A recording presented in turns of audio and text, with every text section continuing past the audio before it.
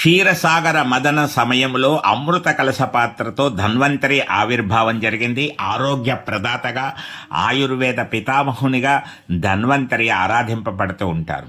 ముఖ్యంగా దీపావళికి ముందు వచ్చేటువంటి త్రయోదశి నాడు ఉదయమే స్నానానంతరం ధన్వంతరి నామాలను కనీసం 12 నామాలను పఠించడం చాలా మంచిది అని చెప్పబడుతోంది. కాబట్టి పరస టీవీ ద్వారా మీకు ఆ 12 నామాలను అందిస్తున్నాం.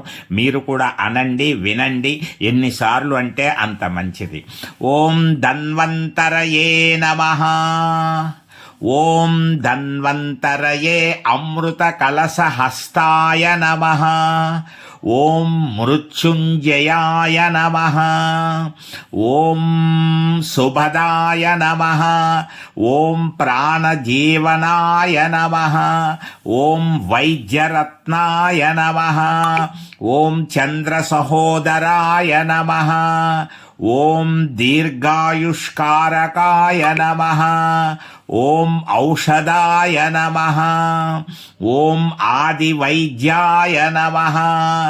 ఓం ఆయుర్వేద ప్రచారాయ నమః. ఓం జగదానందకారకాయ నమః.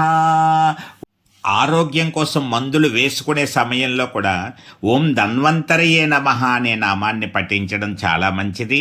కాబట్టి ముఖ్యంగా ధనత్రయోదశి రోజు ధన్వంతరి దర్శనం చేసుకోవాలి, నామస్మరణ చేసుకోవాలి. కాబట్టి మీ అందరూ కూడా ఓం ధన్వంతరయే నమః, ఓం ధన్వంతరయే నమః నామాన్ని పఠించి తరించవలసిందిగా ప్రార్థన.